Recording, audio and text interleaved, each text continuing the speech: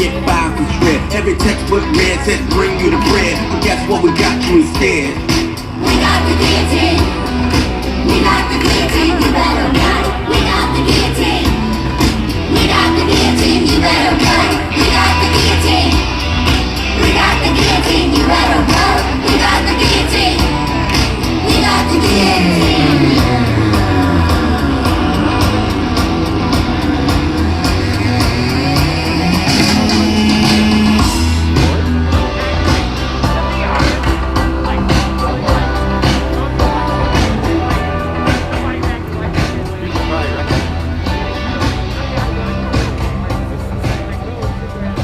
So the next one goes out to our friends at Native Lives Matter. When I say whose land, you say native land. Whose land? Whose land? Whose land? Whose land? Whose land? Native lives, they matter here. Native lives, they matter here. Native lives, they matter here. It's never that black and white.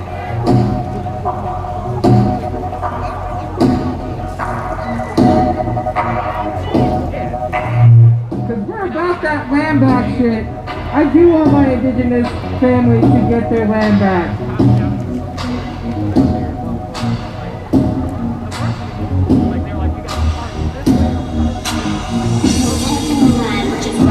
Hello.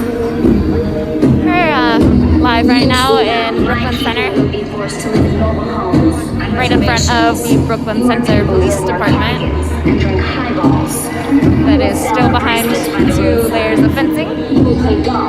Barricades here. My people will have pain and degradation. Your people will have stitches. The gods of my tribe have spoken.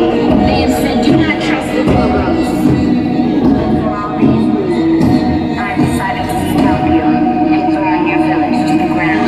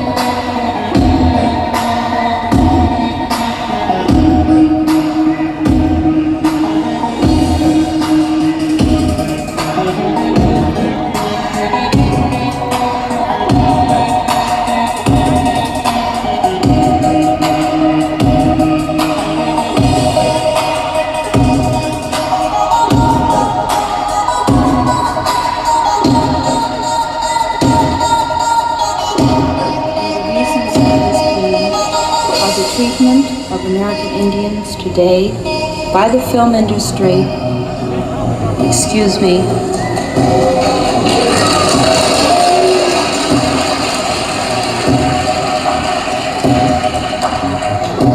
and on television in movie reruns, and also with recent happenings at Wounded Knee.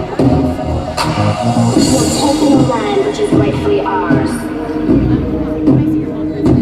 Years from now, my people will be forced to live in mobile homes on reservations. Your people will wear cardigans and drink highballs. We will sell our bracelets by the roadsides. You will play golf and enjoy hot hors d'oeuvres. My people will have pain and degradation. Your people will have stitches. The gods of my tribe have spoken. They have said, do not trust the pilgrims. And for all these reasons, I decided to scalp you.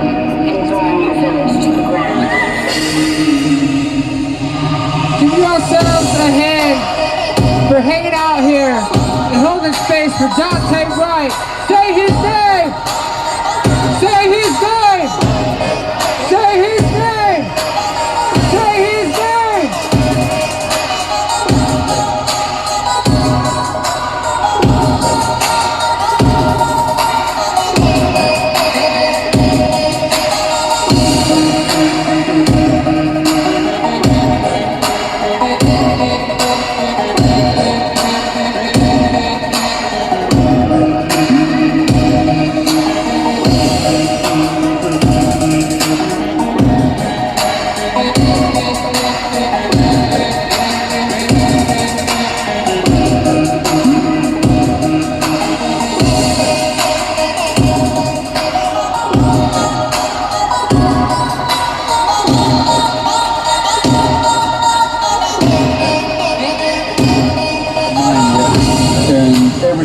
ruined. They don't care about people living on that land. For a religious disaster, it's something, it's like genocide is something for Indian people. So. Native lives, they matter here. We are coming up on 10 minutes after curfew here in Brooklyn Center. Brooklyn Center is still issuing a curfew. So the crowd here is obviously here on purpose after curfew. The crowd has actually grown since I've gotten here. I've been here for a while now. There's supposed to be some speakers. But some music and dancing, I guess, before that. We just want justice from cops that just don't trust us. Bitch police, we ain't really fucking with no bitch police. And if you don't like it, you can sit on these. Know a better way to keep my wrist on freeze. They just profiling, from skin color to clothes styling. And they just throw sirens, but hope that we go silent. And if you don't, then it's your violence. And there's another brother in the wooden box, laid out in dress clothes, shot by policemen. You know how the rest go. Every time I turn around, there's another brother in the wooden box, laid out in dress clothes, shot by policemen. You know how the rest go. Every time I turn around, I see another mother's mascara raining down.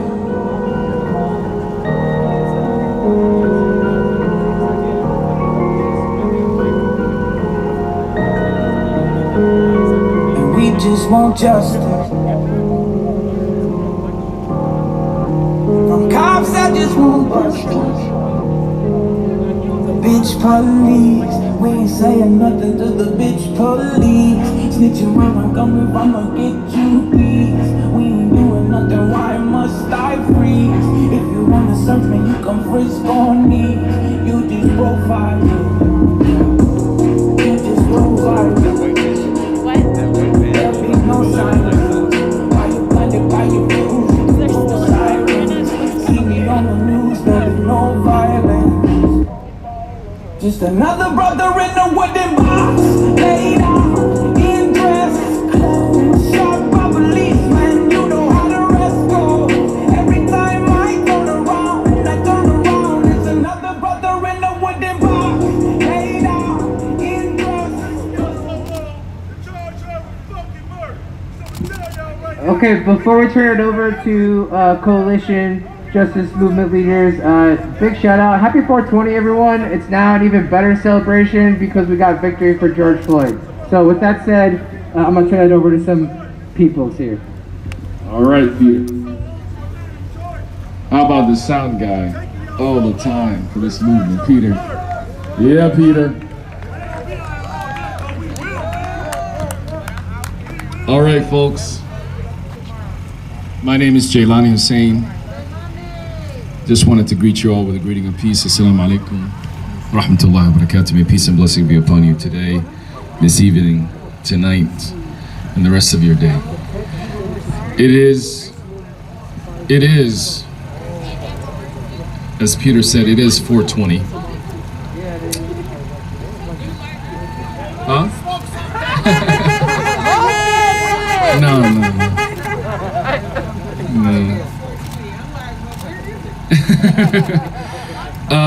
But I want to just say to all of you, this day and this night will be remembered by many people. And they will be talking about the 12 jurors in the community that for the first time in a very long time, first time perhaps in many places in this country, where justice was served inside of a courthouse. And we will be mentioned that in a small flyover state of Minnesota, the worst form of police brutality happened. And it moved the world, it moved our state, but it moved the world too. And we all, in our deepest spaces, were hoping for this day to come, and it did come. But we're not satisfied. We're not satisfied until all 4 officers are charged and convicted and sentenced. And we are gathered right here, right now, because 20-year-old Daunte Wright was killed in Brooklyn Center while the world was watching the trial of Derek Chauvin. And I know many of you saw the video today. You saw the look of Derek Chauvin's face. He was shocked because his white privilege did not protect him at all. And not only that, but also he was so shocked because in this country, I think I heard a statistic that maybe 7 out of thousands, 15,000. Think about this, 15,000 killings since 2015. Only 7 police officers have been found guilty. What does that tell you about our justice system? It's evil and it does not work. But to see his face look like he couldn't believe it, well, he better believe it now. And you know what? He still didn't believe it until they put the cuffs on him. He probably didn't see that coming. He thought he was gonna go home. He thought he was gonna go home and wait for that the sentencing. But guess what? That sentencing was denied. He turned around, they put the cuffs on him, and they walked him in. And there's a community that he doesn't want to belong to that he's going to, by the way. Yeah, get on your knees in there. And they're going to recognize him, and they know him. Because that community is the community that he has been abusing for a very long time. How many black men in this country have been wrongfully incarcerated? How many black men have been wrongfully incarcerated? How many black men in this country today are incarcerated for taking some batteries for their family, food for their family? How many black men in this country are incarcerated because they look like some suspect? How many black men in this country today are in prison for 35 years for thought? For thinking about something. For thinking about something. How many black men in this country right now are in prison hoping and praying that someone will look at their case? Right. And how many black men in this country today, even in those prisons right now, are celebrating a little bit of joy because one of the officers. Yes, today, many of those black men in prison are celebrating. They're celebrating that Derek Chauvin is no longer not only a police officer, but he's guilty as hell. Three times. Guilty. Man, that was sweet. Yeah, that was sweet to hear that. It's sweet to hear that. And you know what? We're not satisfied, y'all. Hell no. We're not satisfied because of look at that. Yeah. Look at that. We're not satisfied because Daunte Wright's killer has yet to be charged for what she did was murder. That's right. She murdered Daunte Wright. That's right. If a black man can make an accident and we call it murder, then a white woman who makes an accident is also a murder. That's right. It was no accident. We know that. It was no accident. The moment she saw that he was black, he was already dead. Yeah. The moment that she saw he was black, he was already dead. And think about the most hurtful irony that George Floyd cried for his mother and Daunte Wright had his last word with his mother.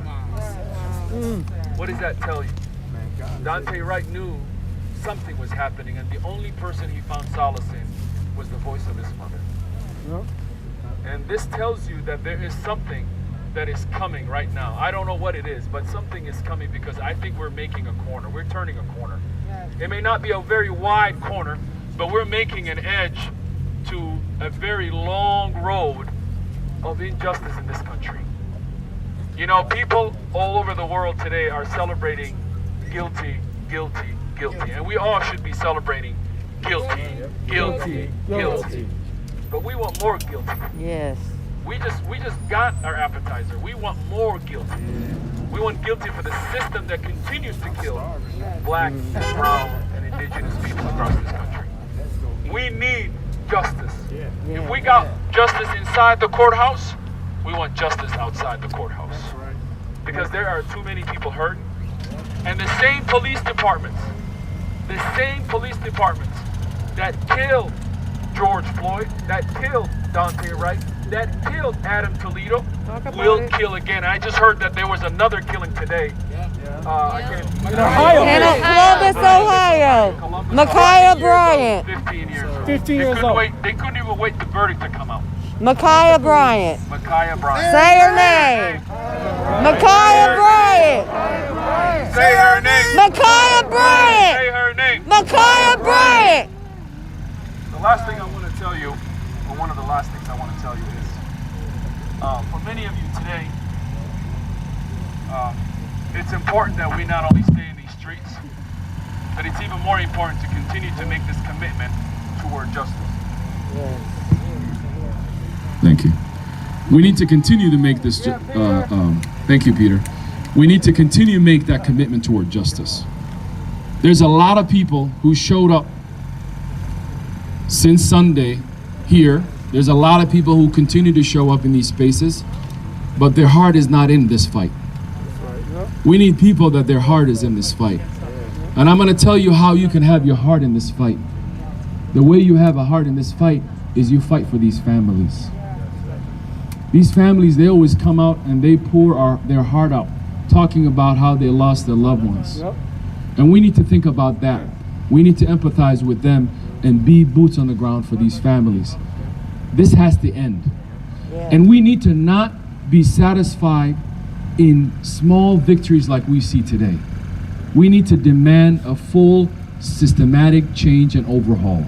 Until we get that, we will always be chasing a hashtag. We will always be demanding a prosecutor to bring charges. We need this thing to end. We need the solutions that are going to prevent the next Daunte Wrights. And we can do that. Because I'm going to tell you something. If Daunte Wright was a young, white, affluent girl, she would not have been shot, neither stopped nor killed. The taser would have never come out. She would have been seen as a human being. But Daunte Wright was not seen as a human being by this killer cop. I'm telling you that. And that's the truth. And if people don't think that that's the truth, wake up. Wake up. Wake up. George Floyd was killed in 9 minutes and 29 seconds by a man who put his entire body so that George Floyd could not breathe. His entire body. So tonight will be a night in history. It will be a night that many people will think about and remember. And if you have been boots on the ground, you should recognize that you have done something. Because this victory did not come inside that courthouse. This victory came because we were boots on the ground. Yes. People here in Minneapolis, people in St. Paul, all over this state, people all over this country came out. The whole world came out for George Floyd. The whole world came out for George Floyd. And that people that continue to put pressure here on the ground in Minneapolis are the people who should recognize that that victory belongs to you. You delivered that victory. And I was glad to see George Floyd's family today smiling for the first time. To see a little bit of they can breathe and have a little bit of relief. But I'm telling you, brothers and sisters, in this moment right now, it's about us. If we are committed, if we are united, if we are focused, let's keep our focus here because they're trying to distract us. If we are committed, if we are united, if we are focused, we will overcome this system and those who support, those who have been standing next to it. And many people today, by the way, did not come out into the streets. Many people did not come out for George Floyd. Many people watched it just like they're watching right now at home. Many people have been seeing this. And what I remind those people is what Dr. King told us. In the end, we will not remember the silence of Donald Trump and police, killer cops, and those who supported them. No, we will remember the silence of those who say or claim or think they're on our side. Because if you have not used your money, your resources, your mouth, your organization, your faith community, if you did not use your network, if you did not use your abilities for this movement, you can't claim it, first of all. And if you did not do that, you are part of the oppressor. You are supporting the oppressor. Your silence is violence. Yes. So this moment, if you woke up just because of the verdict, or if you felt a little bit of anxiety today when you heard the verdict is coming out, and you were worried and worried and worried, I'm gonna tell you, welcome to living like a black person in America. Welcome to living like a black person in America. I'm not gonna say the business name, but I called the business today that was closing up, and the woman that I was talking to was literally about to cry. Because she's like, hey, I gotta close this thing, we're closing down, and I felt really bad, because I was like, how are you so worried? I'm the one who should be worried. I'm a black man in America. What are you afraid of? What are you afraid of? But the reality is there's a lot of people in this country, a lot of wealthy people, by the way, we're afraid today. But the reality is we got a little bit of justice, but I'm not satisfied. We should all not to be satisfied. But tonight we celebrate, tomorrow we go to work, and we must demand justice by any means necessary, including being out here right now in this for this stupid curfew.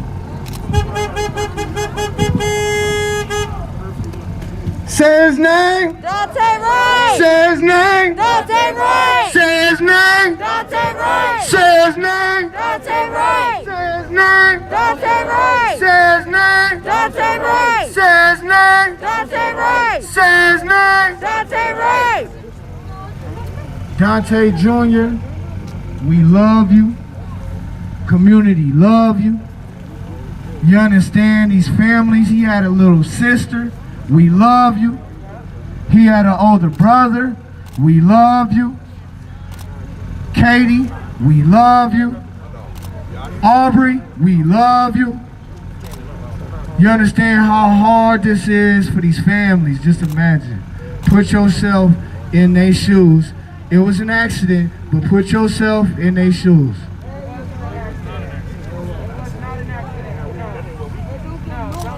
Now, we know this was not no accident. We know this was not no accident. We know this was not a coincidence. There's no way you can confuse something that weighs 22 ounces to something that weighs 8 to 9 ounces. A dominant versus non-dominant. She was trained. She was all the way up, 26 years on duty. And y'all steady trying to play these fear tactics on us. We not going. We love our communities. We love our brothers and sisters. We love one another. So when you kill one, we gonna come out here and we gonna stand. And this is a common ground, no matter who you are, no matter what color you is. Everybody sees the adversity set against African Americans in this country. We tired. We tired. We burnt out. We exhausted. Y'all expect every activist to just do this off the strength of their heart. Yo, you got beautiful words, bro. Keep going. We gonna keep doing that just for these families. We don't owe these families nothing. We gonna keep going for hard for these families. There's people that was held all weekend. 136 people held all weekend. Let's talk about them. Let's uplift them. Understand how much trauma that would be? I know a couple of people got their ribs hurt when they got tackled that nobody's talking about. we need to highlight these victims as well. They out here taking L's on us. And literally, like, that's why half of them not here. They afraid. They got chased. They got cornered. They got kicked in their stuff. Rubber bullets. Rubber bullets on sight. First night they came up running, spraying. And we eating all them bullets just to say stop killing us. That's it. That ain't much to ask for. We never afraid. We need justice for Daunte Wright. That was not the due process. She's guilty. We need to speed this up. It shouldn't take no year in public humility to put the family in front of the TV and tell them they can't come into the courts because COVID-19, even though they all vaccinated, to make the whole world see this. It shouldn't have to come to this. It shouldn't have came to this. We, as a community, demand more. The youth are struggling more than me. I'm hot. I'm mad. We need to convert this energy into something. The youth did a walkout. The youth is hurt. They have no space. We need a youth mental health and wellness center. I don't care who builds it. These youth need it.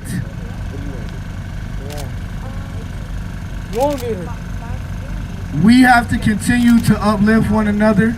I love everybody who keeps coming out here and riding. I love the fact that he's kept his truck right here. He said, wait, skip curfew, let's go then. And he was witty. It takes us to have the spirit to encourage, to stand against these oppressors. The National Guard, go home. Go home. National Guard, go home. National Guard, go home. National Guard, go home. National Guard, go home. We out here, y'all. I love the community. Everybody speak to them.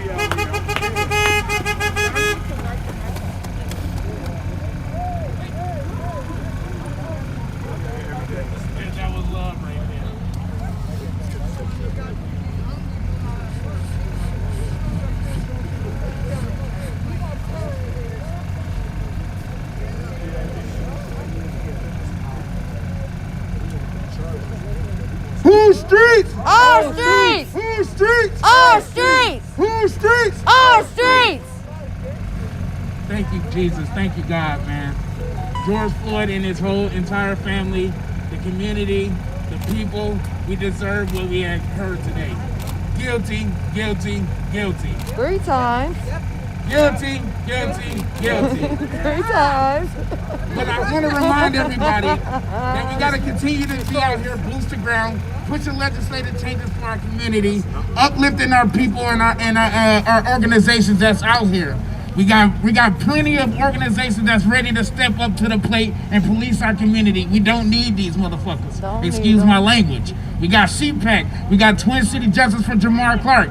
We got Family Supporting Families Against Police Violence. Nikema Levy Armstrong right here, Move for Justice. We have Care Minnesota. We have so many organizations out here, youth organizations as well.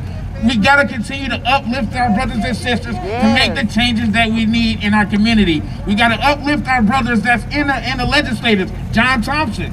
Do anybody know him? We need to continue to uplift these brothers, man, and each one teach one. We need to each one teach one. If y'all don't know, man, I encourage everybody to look at these bills, man. We got Care Minnesota. We got 9 bills out here that we're trying to push. We got to continue to push. I don't know if y'all know, but if y'all get ticketed for protesting out here, they're gonna take away your benefits out here too. So we need to make sure that we stay focused on these bills that's out here that they're trying to slide underneath our noses as well. I'm not gonna say too much. Power to the people. I love my brothers and sisters, my community. I'm so happy, but again, this is just a small minor win for us.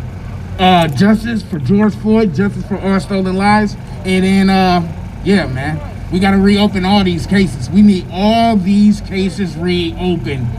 All of these cases reopened, from the Breonna Taylors, from Jalen Brown, Kobe Heisler, Tamir Rice's, Walter Bumper Collins. We can keep on going, but we got to keep on saying the names, not let these people die, our brothers and sisters die in vain neither, man. So all power to the people, uplift our community, uplift our organizations that's out here pushing the changes for our people.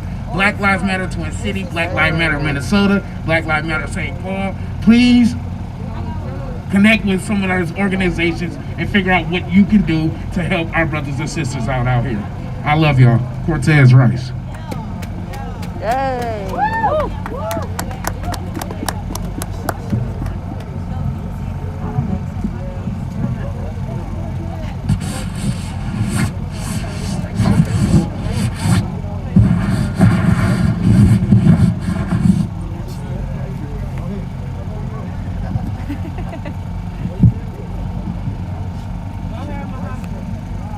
Assalamu alaikum everybody, my name is Daunte Ibrahim. I'm with Chauvin, Minnesota, and really want to commemorate this night. That this is the night that we all were thinking about for a very, very long time, and there was a lot of work that was put in to this night here tonight. But what got us to this night was not the politicians. What got us to this night was not the prosecutors. It was not the system, it was the people that got us to this moment. And I want to take a moment to just commemorate what the people actually had to go through to get us to this point. After George Floyd was lynched in front of all of us, in front of the cameras for the world to see, Mike Freeman came out and said that he did not think that there were going to be any charges, but that there was enough there to bring forth any charges. But the people came out, and the people demanded for charges to be brought forth. But before even that, the officers were not even arrested. They were roaming the streets, and the people demanded for all officers to be arrested. And then they were arrested. And yet we did not get any charges whatsoever. And then finally we got some bogus charges. And then the people demanded for the charges to be upgraded because we knew the charges were BS. We demanded for somebody else other than Mike Freeman to take the case. Then Attorney General Keith Ellison took the case and upgraded the charges. But it took a lot of different things to happen for us to get some charges brought forth. And then once the charges were brought forth, they did not want a jury of peers of George Floyd to prosecute, to be the jury of the case. They wanted people that look like Derek Chauvin, that maybe carry the same values as Derek Chauvin, to carry and become juries of the case. And they were trying to take the case away and out of Hennepin County and take it to an outside jurisdiction. But he died in Hennepin County, and people in Hennepin County should be the ones that get to determine the fate of Derek Chauvin. But the people make that happen. And we fought for those things to happen. And then finally, they said, you know what, the case gets to stay in Hennepin County, right? But then again, they let the officers go, even though Derek Chauvin was a flight risk, heading out to I think to Florida or Mexico or whatever the case is, right? But yet, all those things, say that again, brother? And they wanted to try it all together. But then that didn't happen. But all those things happened because of the people. And the people took to the streets. And that was a testament to what we all can do. But unfortunately, while the fight continued to happen, we lost many people during that time frame. From Dulal Eid to now Daunte Wright and so many others. And that tells you that while the whole world was watching, the system was continuing to fail us. And we have to admit to ourselves, we can't lie to ourselves. We know that the system has deep roots in white supremacy, and it was never designed for us to win. So, in order for us to dismantle the system, we have to be more than just not racist. We have to be anti-racist. We have to stand in the face of white supremacy. You know, a couple weeks ago, that there was a bill that was put forward to say that, hey, if you are a part of white supremacist groups, or you are affiliated in any way, you cannot become a police officer. And it came down to a party line vote, where the Republicans said, no, we can't do that. And the reasoning is because it was unconstitutional. Since when was saying no to hate unconstitutional? Since when saying, hey, we don't want people that are against black lives unconstitutional? That is ridiculous. And this is why we must continue to fight tooth and nail. And I really want to shout out Brother Cortez and so many other brothers here as well that put their bodies, and sisters that put their bodies on the line for us. Right? Getting hit with rubber bullets just so that we can exercise our voices. Just for us to say, stop killing black people. Stop killing black people. Stop killing black people. Stop killing black people. And today in Minnesota, we got a verdict that said that it was not okay to kill a black man. Today in Minnesota, a jury of George Floyd's peers said enough is enough. A jury of George Floyd's peers said we will not stand for this. But we must not get complacent in this moment. Yes, we saw a glimpse of accountability, because to me, that is still not justice. It is still not justice. Justice would have been if George Floyd was still here with us. That would have been justice. But today what we saw was accountability. We just saw a little bit of accountability. Today what we got was half justice. And we still got 4 other officers to go. We got the 3 that were there on the scene, as well as Kimberly Potter. And we need to push for Kimberly Potter's charges to be upgraded to murder charges. That part. We need to get murder charges. And I'm gonna ask a very honest question. Where are the Ohio troopers at? Where are the Nebraska troopers at? Where are the Missouri troopers at? All they had to do was give us justice. All they have to do is give us accountability. But instead of giving us accountability, they are willing to spend millions and millions of dollars to silence us, millions of dollars to occupy us, millions of dollars that's coming from our money, from our taxpaying dollars, to oppress us, to tear gas us, just to silence us. All because they don't just want to give us some accountability. They don't want to give us justice. So now, tonight, yes, we got a little bit of accountability. And the door is cracked.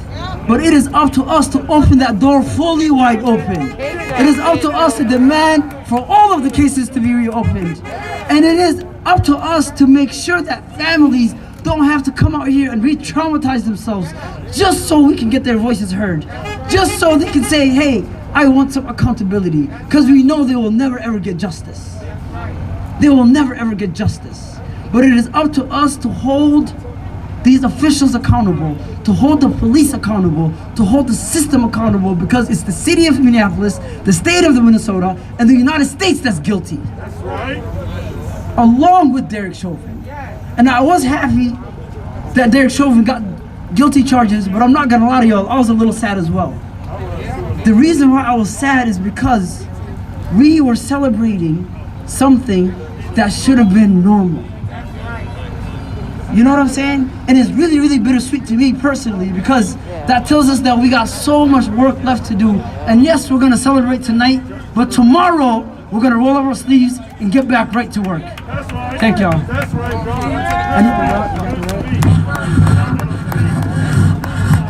And next, I'd like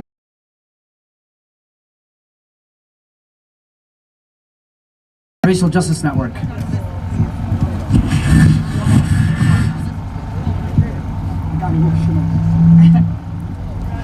Y'all, let's give it up for Muhammad. Come on, y'all, we can do better than that. We're standing out here in the cold after what happened today, letting them know that, as Muhammad said, we're not satisfied. A 20-year-old young black man was unnecessarily killed just a week ago. As a mother, I am mad as hell. I have a son who is 16 years old. I don't even want him to get his driver's license because I don't want a crooked cop trying to pull my son over for an air freshener hanging on his mirror or expired tabs in a pandemic or whatever fake excuse they come up with to racially profile black bodies and give my son the treatment that far too many black men and black boys receive. And increasingly, black women and black girls. Because we'll never forget what happened to Sandra Bland and what they did to her just for speaking her truth and calling for accountability and why she was pulled over in the first place. So like Muhammad, I do celebrate the fact that finally a racist, crooked cop will be able to put on an orange jumpsuit and face some of the same black men that he sent into the penitentiary. I would not want to be Derek Chauvin right about now. That's all I'm gonna say. I ain't even gonna go deeper than that. I mean, think about that then. Now that is justice, in my opinion. That's why he was trying to cut a deal to go to the Fed with crooked and corrupt Mike Freeman, the Hennepin County attorney, saying, I don't want to serve my time in state prison. I'll take 10 years on third-degree murder in federal prison. Because he don't want to face the black men that he put in prison in the state of Minnesota. Woo-hoo! I'm just saying, when you really think about it, he in trouble. He in trouble. Seriously, he better hope they don't experiment on his defense theories. I'm just gonna leave it right there. Only God knows it. Only God knows it. For real, it's something to think about. But honestly though, as Muhammad was saying, y'all, as much as these politicians and these elected officials want to say, you know, we did this, we pat ourselves on the back, there was resistance at every hand, like Muhammad said. If it wasn't for the people showing up in a pandemic, y'all, we put that event page up at 2 o'clock in the morning after George Floyd was killed. Hours later, thousands of people showed up. And these were people who wouldn't leave their house because of a pandemic, who came out to stand up for George Floyd. And then we marched together from 38th in Chicago to the 3rd precinct. And just like what happened out here, the police responded with force. They came out with flashbang grenades, trying to tear gas people and trying to use force in riot gear against people who were hurting, against black youth who were hurting, against people who were demanding justice.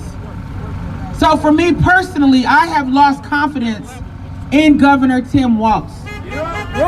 Because he authorized Operation Safety Net. And he had the nerve to say that their use of tear gas and munitions and projectiles and rubber bullets and all that has been judicious. So I'm like, you know what, Tim Walz, bring your ass out here. And you let them put all the weapons that they use on us on you, and then you still tell the people that their use was judicious. You would be running like a little, I'm gonna leave it right there. Right? So the people in positions of power act like they are better than all of us. They act like they can use their power to try to silence us. But us being out here in the cold after a victory, while most people have gone home and gone to sleep, shows that we will not give up, that we will not give in, that we are not satisfied with manslaughter charges against Kim Potter, that we will go back to the Washington County Attorney's house in Stillwater, Minnesota, again, like we just did last Saturday, to demand murder charges. Because Kim Potter should not get a slap on the wrist for taking the life of a young black man who should still be alive. So we gotta persevere, y'all. I know we are tired. I know many of us, I did not sleep at all last night. And many of y'all ain't slept for days. I know we ain't eating right. I know we can't even keep a normal routine. I know my central nervous system was way off. I had to go to an event at George Floyd Square, and there were some monks who came, and they wound up doing a meditation, and it helped reset my central nervous system. Because we're in the middle of a war zone, and it's very stressful. It causes PTSD. When you don't know, we out here, after their bogus ass curfew, At any point, they can come out here and try to snatch and grab and use all the tactics that they've been using. But I'm just proud of y'all, and I know, even though we didn't know Daunte personally, I believe that he is proud of us for continuing to stand up for him and making sure he is not forgotten when the national and international media pack up and go home. That we don't care if the world is watching or they're not. We are watching. We live here. We demand justice, and we get justice. Justice for Daunte Wright.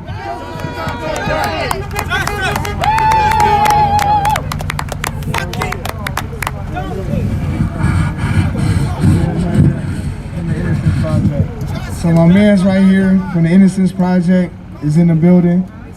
As Muhammad has said about the deep roots of this system, let's talk about that one time. Peace.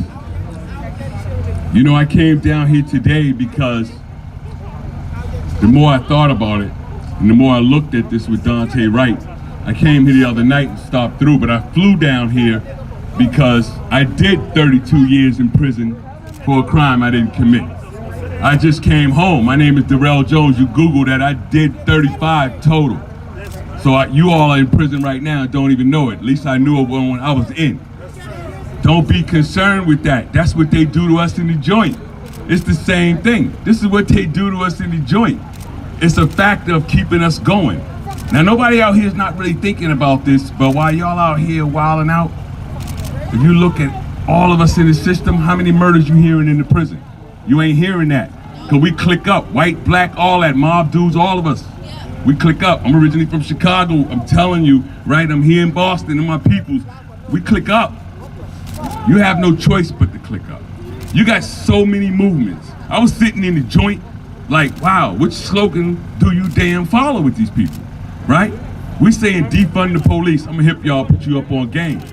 Because this is all game. So I'm gonna give you good game.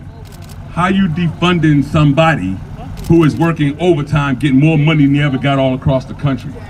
That means more police than they have to stay overtime to keep the numbers up, so they're really getting paid.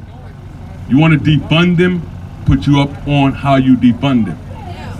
When the Commonwealth, in any state, when they get up, they say, in behalf of the Commonwealth, in behalf of the Commonwealth.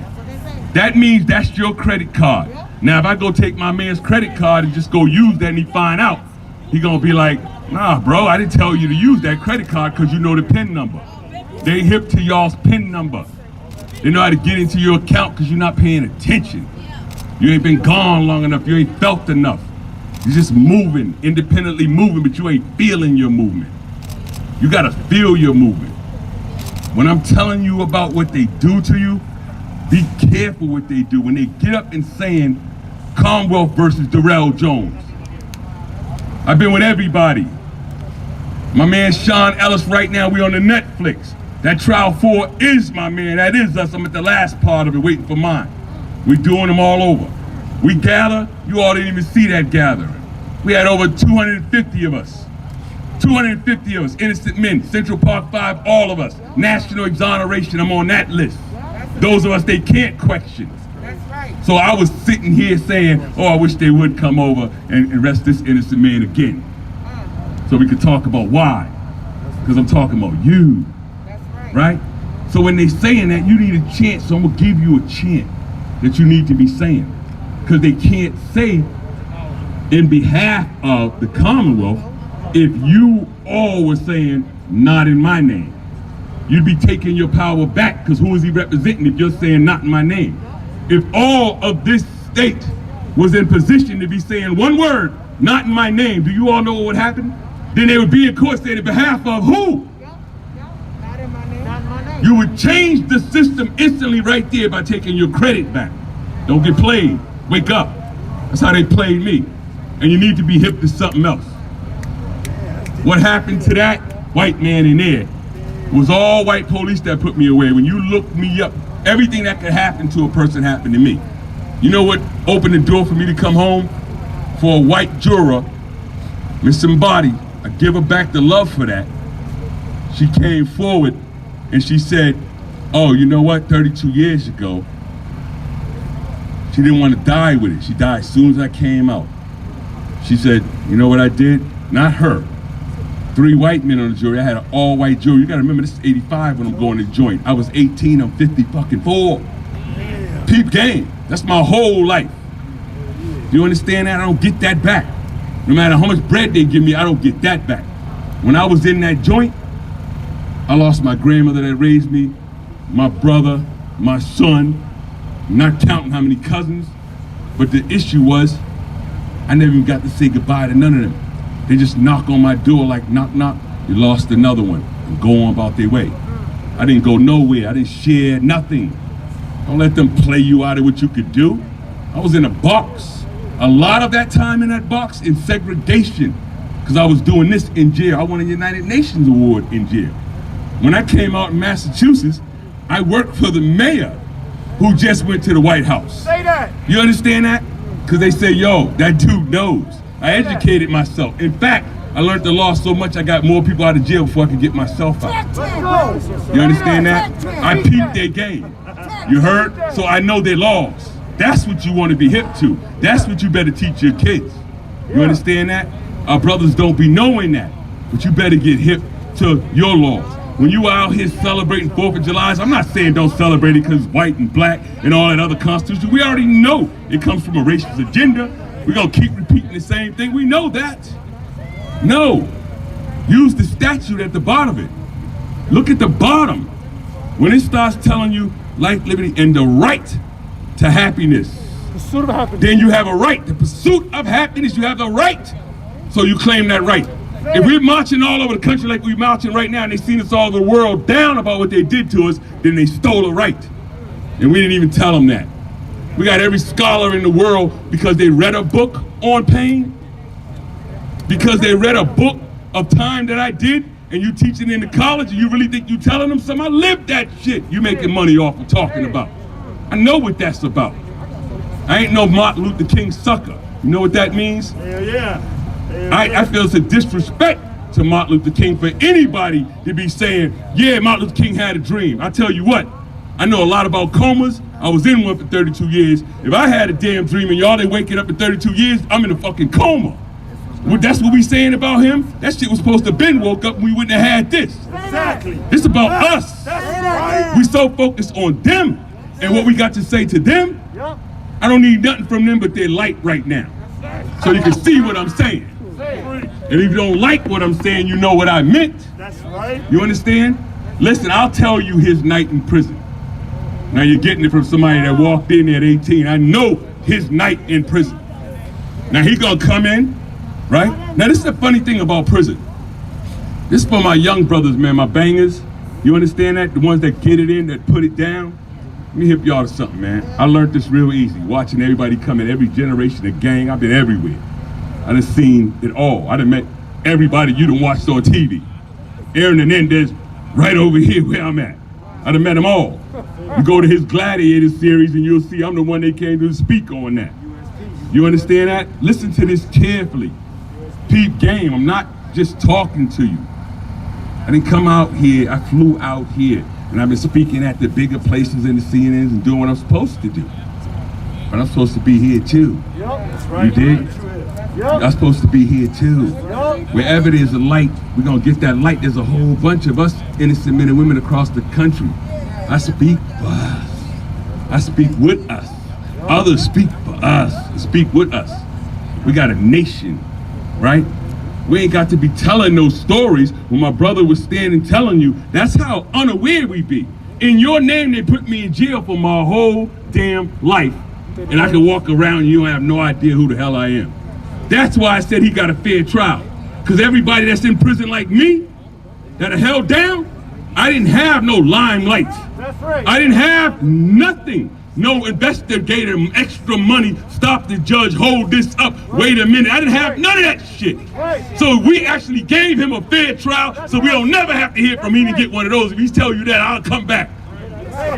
You understand that? Because I know about not getting one. I'm the only dude in my state since 1967 to sit in the prisoner's docket by itself a car and a half away, and my lawyer spoke for me and I never said a word. I never even knew. You understand that? And I got a jury saying from day one, yeah, whatever, he black. I was done from the beginning. You understand that? You better look the case, you'll be there. Anybody that can knock my case out in a week when you start Googling me, call me. You ain't gonna be able to do that, because they did everything you could do. And I didn't even know. Now you wanna know the sad part about it? Now you're gonna be able to comprehend this. You know the saddest part about me doing that time?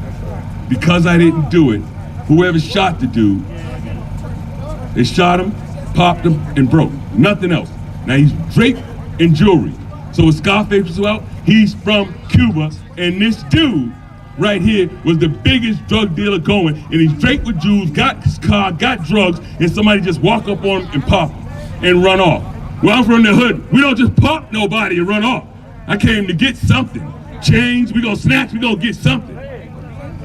They were behind it. Because right after my case, the man that's supposed to be in charge of all of that, who became the chief of police, during the whole time, bro, he was sniffing cocaine for 5 years. Richard Sprouse, look him up. Sniffing cocaine, they were stealing it. They were stealing it. And what happened in '85 when they got me and got him, he was a couple of months. He had been going for a year saying he was innocent or something. And the police was doing something with him. And what happened, the feds came and basically told them in '85, yo, we're gonna need all that cocaine.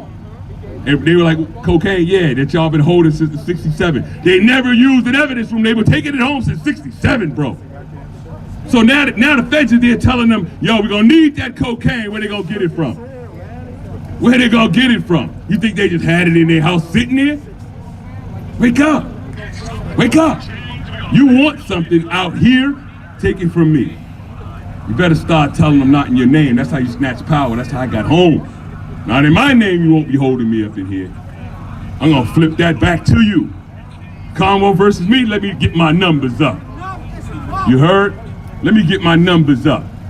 Because that's not gonna go down like that. Listen, this is his night, and I'll conclude with that. When you walk in there, everything we think is valuable, bro, for the gang dudes, one more time, bro, your jewels, all of that. Everything I got on, these gloves, all of that. They want all of that. Now, I had to think on that. Like, damn, everybody's coming to jail. Dudes are coming in draped. By the 90s, I'm seeing dudes coming in, rap community, dudes are coming in, they're getting paper. And I'm like, damn, I just saw a picture of that dude last week. And they do just like this, bro, that chain, all that you rocking, we're gonna send that back to your family, drop that off right here tonight. So I'm going, damn, we out there killing each other for that shit. And when I come into jail, they don't even want that. They don't even want it. And then I was like, cause I'm more valuable, they getting $45,000 a year for me, fuck what I got on. I was the paper. And I watched them from the father to the son to the grandson growing up, watching them retire while I was in there, bro. And then I realized that's how they was playing it. You heard? Are y'all hearing me? So don't let nobody tell you never again how somebody innocent feel or what they might be going through. I lived it. And tonight, when he goes in there, now here's the fun part that I like about it. Here's the fun part. Though here's the fun part, you should know this. Now he's gonna go straight to protective custody. He's not gonna go to population. He's never gonna see it, but here's the point. Here's the point. Do you know in protective custody, although there's a bunch of PCs and rats and whatever you wanna call them, the worst they call them, right?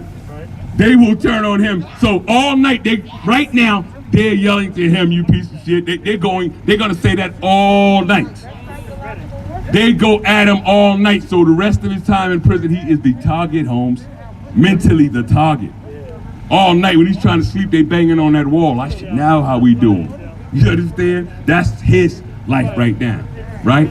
But I look at him, man, like yesterday's news. See, don't make him today's news. We done with you next. If you ain't on next, man, you ain't in the race. You understand that? Ain't nothing wrong with everybody playing their lane, man. Listen, everybody's not a speaker, everybody's not a reporter, everybody's not a doctor. You understand that? All of us are not that, man. If we pick our lanes and get down together collectively, if somebody would have told everybody out here, man, you know what? We're gonna build a giant George Floyd building or jug, if we can make it into that, and said all we want everybody to do is drop $1 in there. all your visitors and everybody else so we can build something in your community. Ding, ding, get your paper back.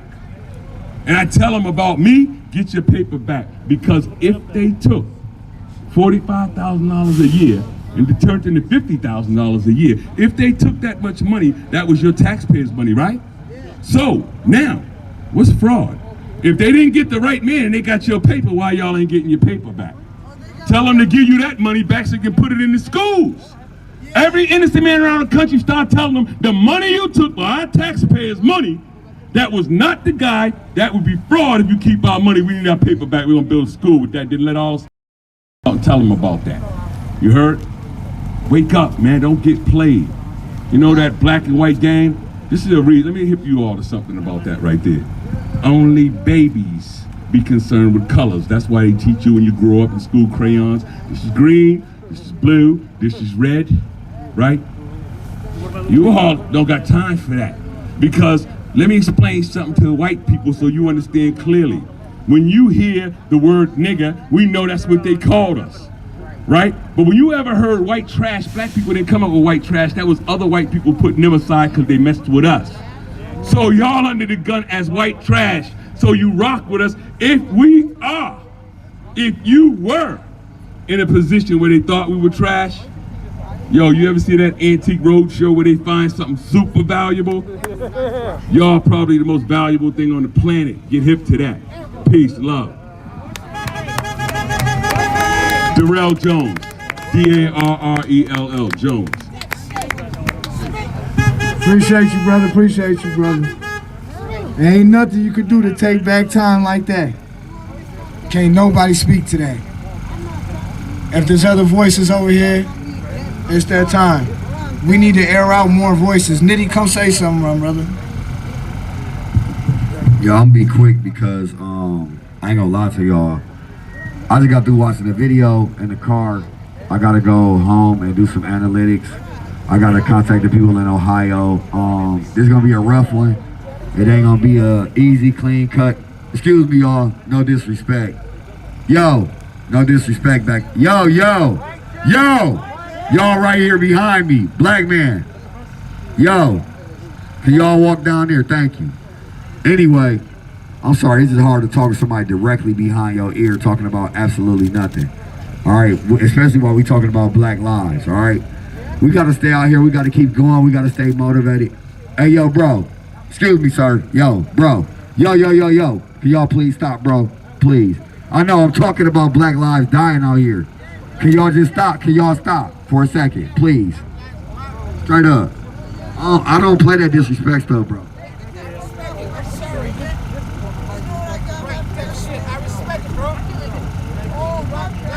Yo, so anyway, we got to keep going.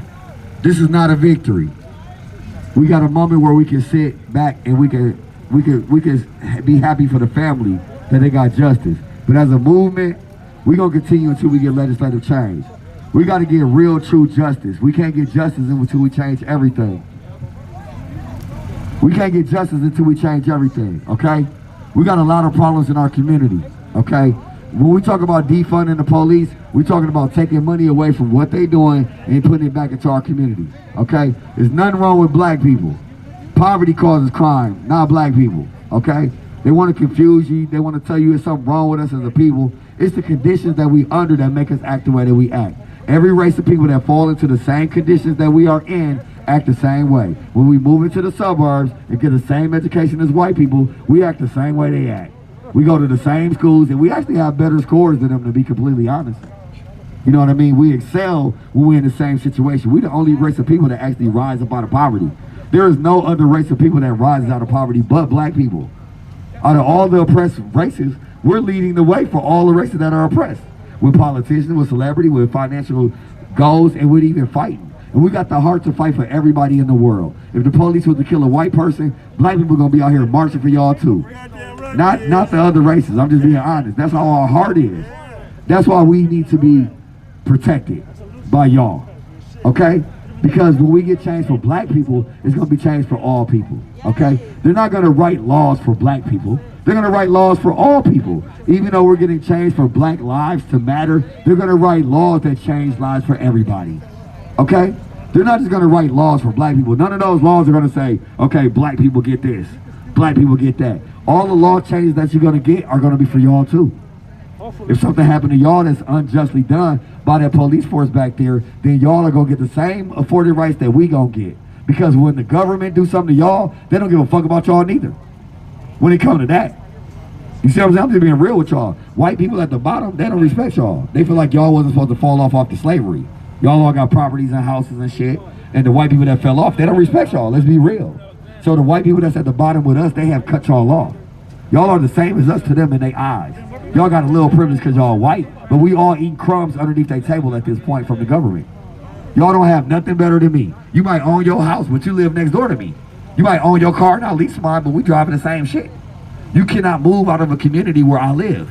You understand what I'm saying? So all of y'all white people that have white friends that think they have some actual privilege that don't really exist, it's time for us to unite at the bottom and come together and fight for the changes for us. Because when y'all fight for us, we gonna turn around and fight for y'all.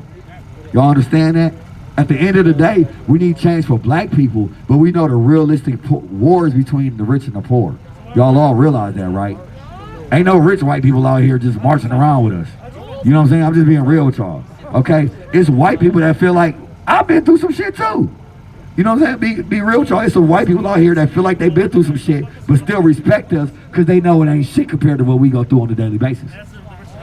You know what I'm saying? And as long as we keep that mutual respect, we will always have a world that we live in where we all can communicate with each other. We can all live in this world where we protest, where we all treated equally. Black people don't treat white people fucked up in the protest world. White people don't treat black people fucked up in the protest world. We have to get the rest of the world to understand this language that we have with each other.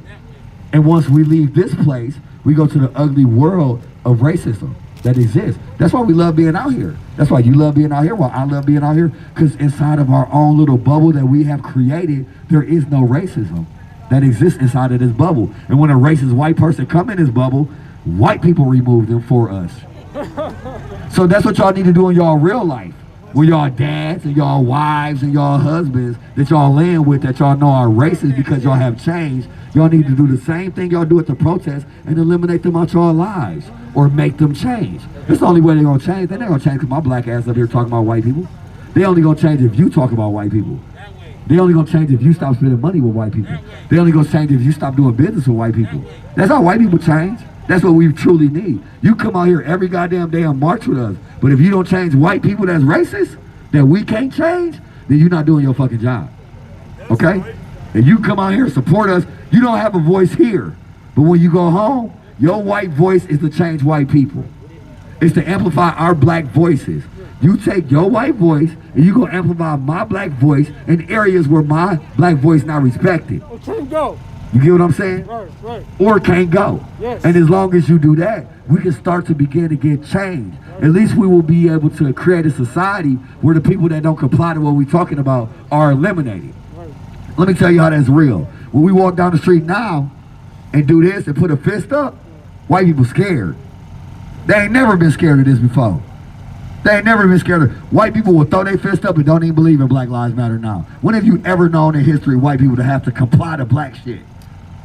For real. Walking down the street. All along history, white people were able to say, fuck you, fuck what you doing, fuck black people. Our whole existence. But now, they have to be afraid of us when we march down the street with our fist up. They're afraid of this fist now because it's too powerful. Okay, we have power now. We have so much power now together because y'all are marching with us. That's the difference now between the old 60s and what's going on now. They're afraid because when you have white, black, Hispanic, LGBTQ, Asian, every race of people, who are they working for?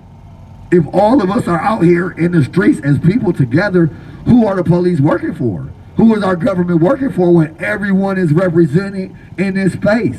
It's not just black people marching anymore. Every race, every sex is represented in this space of people that are marching. So when he talked about the Commonwealth, that's what he was talking about. We are the Commonwealth. We are the people. You know what I mean? Even when we go to a Trump rally, you know how you on the right side? Because all the people white and all the people behind you is mixed races. That's it. It's very simple. You go to a Trump rally, it's white people versus the rest of the world. You ain't even got to know what's going on. You can just walk up and you know exactly where to stand. Like, I'm going to stand here with the world.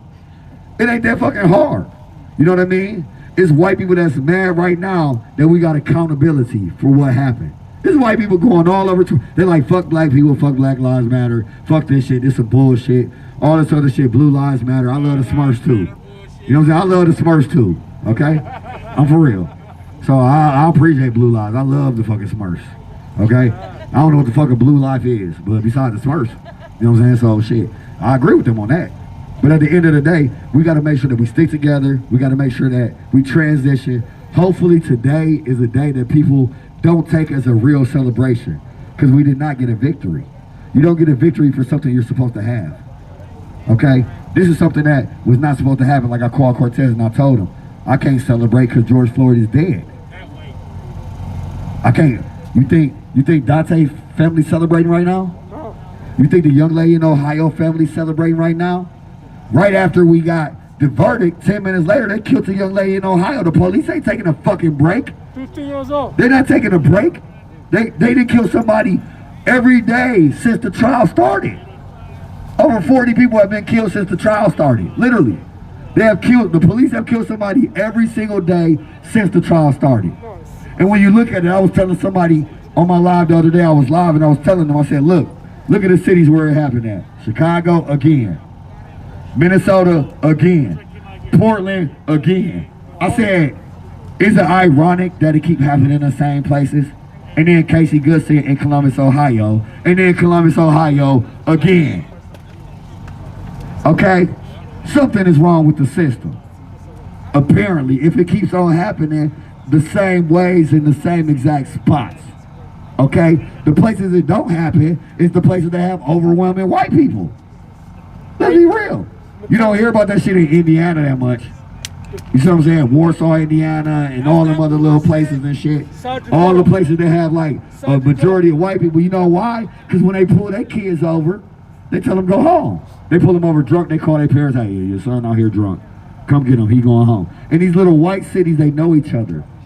Just like we know each other in these white communities, they know each other. That's why they love their little white bubbles. They love, every state have like 2 black cities in it, and that's it. Rest of it is white bubbles everywhere, white bubbles everywhere, where they can be as racist as they want to be, where Black Lives Matter ain't got to fucking matter or exist. And inside of these white bubbles, they're able to govern ourselves. We need a black bubble. That way. We need our own little area of space where we can have our own police, where we can have our own mayor, where we can have our own stuff. We need to take one of these small white cities. I'm being real with you. I walked across the country and I realized it. The sheriff there stopped I'm gonna tell y'all a true story, and I ain't even mean to go into this. There was a guy that tried to hit a protester when we was marching from Milwaukee, Wisconsin to Washington, D.C. The guy tried to hit one of the protesters. The sheriff was watching. They was like, we can't arrest him because it's out of our jurisdiction. We have to wait for the local police to come arrest him. Okay? So the dude was just standing there. We waiting on the local. We like, why you can't arrest? You can't handcuff him for nothing. Nope. We gotta wait for the local police. We know the local police gonna be his guy because this is a little ass town. So when we leave this little ass town, we figured nothing gonna happen. My friend was mad. So they walked the guy past my friend and he punched him in his face like boom, boom, twice. Right in front of the sheriff, right? Boom, boom. They tried to grab him and say, we want the same privilege you just gave that white man because it's out your jurisdiction to arrest my friend. And they bought that shit. I was shocked, but they bought it. I was shocked. They bought it though. I was like, hold on, bro, we want the same, just like you treated that white man. And they didn't know what to do. They was confused. And by the time the local police came, he was gone. We put him in the car, he drove off and all that other shit. You see what I'm saying? But the point was, I realized that they was able to tell the state and the government, you can't come over here. We have our own police. If we have our own police, if they don't want to give us our own police departments, we need to start acquiring land. We need to start acquiring things. We need to have, white people have little towns across the country that they own, that they operate, where they're the police, where they're everything. Imagine if I pull this son over, I'm calling you, bro. I'm not gonna take your son to jail. I'm not gonna take your son to jail. I'm not gonna take your son to jail. If they don't want to give us these rights and these laws, we have to start looking to a future of having our own shit and just keeping them off our shit. Of having our own shit. Making our own towns, voting for our own mayors, creating our own police police services and using their system against them. Using their way that they do things against them. That's what I specialize in. I antagonize the police with their own fucking laws.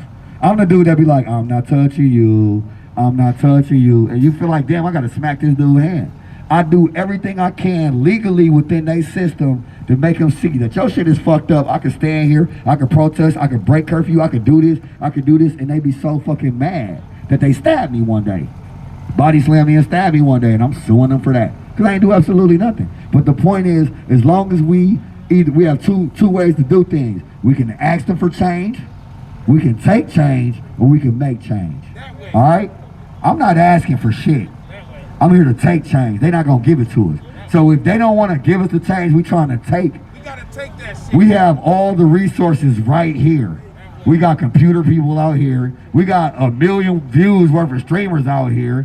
We got medics out here. We got carpenters out here. We got people that can build shit out here. We got plumbers out here. Lawyers be walking around. You know what we never do? Sit around and ask each other what we do. Sit around and ask each other what we specialize in. Sit around and say, hey man, what do you do? One time this dude came, he said, man, I'm a lawyer. I got plenty. I was like, dang, my lawyer that I have that has my lawsuit, he's like, yeah, man, I marched with you like 4 times. I'm like, God damn, I never even knew that. And he's a high-priced lawyer that represented like one of the bucks. So when I got stabbed, of course, they jumped on my situation, you know, to sue the city. But the point was, I never even knew he was marching with us. We have power in the group that we have right now. Not just the people that's speaking, not just the politicians that we introduce, like I'm the politician, I'm from this place, but the people that we got humbly walking around just marching every day, that we don't know are singers, that are talented, that are like all kind of stuff. You know what I mean? We got real life hackers out here, let's be real. We have everything that we need if we actually just communicate with each other to either build something new or destroy what they got. We just have to be really strategic, and we got to do exactly what that man said. We got to use our strengths. Everybody not the speaker. You get what I'm saying? Everybody not going to be. Martin Luther King had all the intangibles.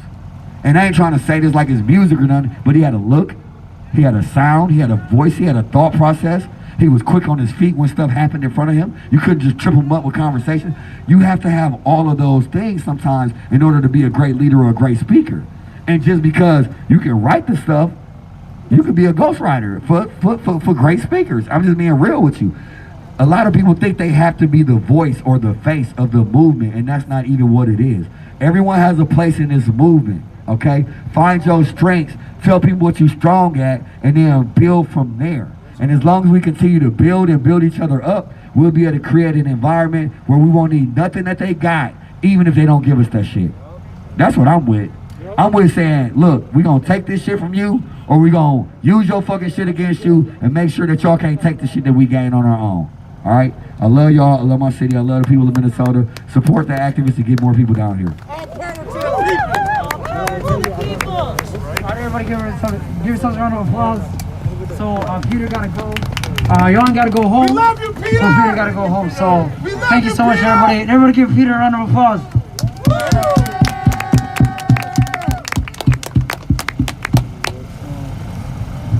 All right, thanks everybody. We love y'all. Love y'all, everybody. All far to the people.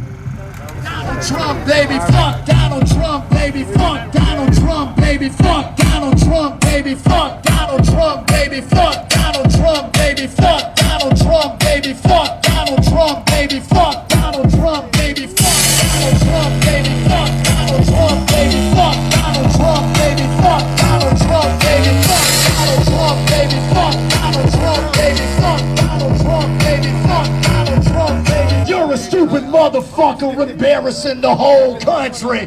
Fuck you, you piece of shit.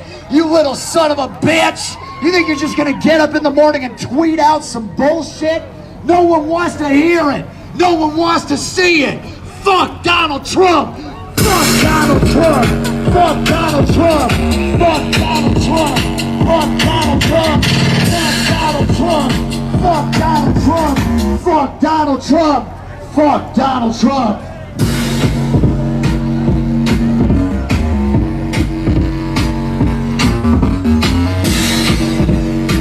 We're live right now, Brooklyn Center, in front of the Brooklyn Center Police Department.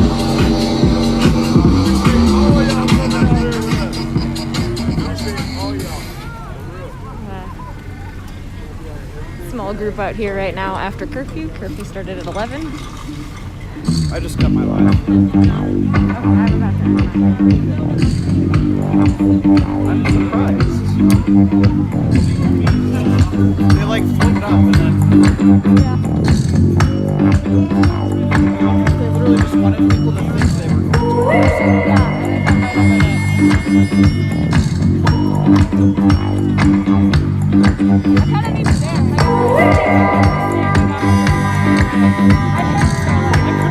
Did you guys go somewhere like this?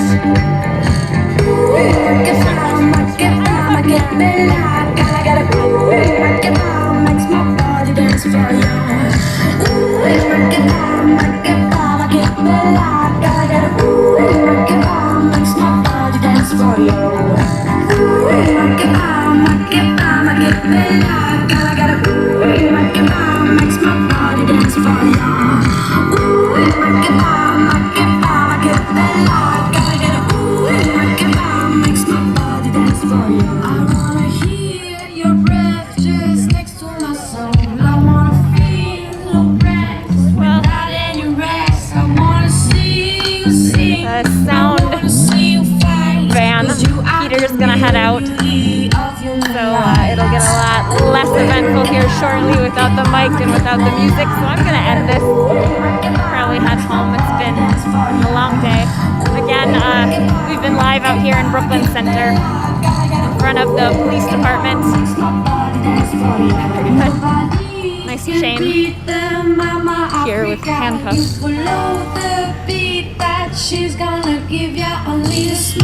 Lots of layers of fencing here surrounding the police department against this very, very threatening crowd. Thank you everybody for watching.